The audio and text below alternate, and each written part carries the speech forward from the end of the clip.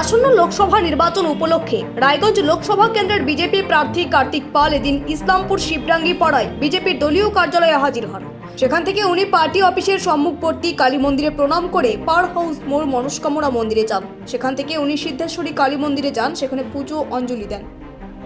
তারপর দাড়িভিটের উদ্দেশ্যে রওনা দেন শহীদ রাজেশ তাপসের সমাধিতে পুষ্পার্ঘ্য দিতে। রাস্তায় কোনো কোনো জায়গায় দলীয় সমর্থকদের ভিড় দেখে সেখানে দাঁড়িয়ে পড়েন। এরপর উনি চলে যান পণ্ডিতপোতা 1 ও 2 নম্বর পঞ্চায়েতে। সেখান থেকে প্রচার শেষে উনি নন্দছড়ার উদ্দেশ্যে রওনা দেন।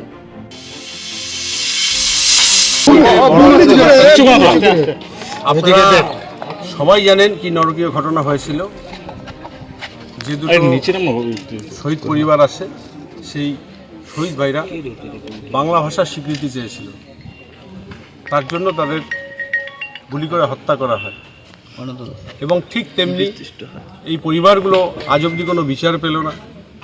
এনআইএ তদন্ত দেওয়ার পরেও তাদের সাথে সহযোগিতা না করার জন্য আজও সেই পরিস্থিতি তৈরি হয়ে আসে।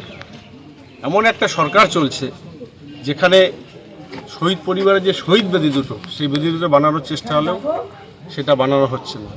ঠিক তেমনি আপনারাও দেখেছেন কালিয়াগঞ্জেরও দুটো শহীদ পরিবার ঠিক একইভাবে সেই পরিস্থিতি হয়েছে যে নরকীয় ঘটনা ঘটেছে।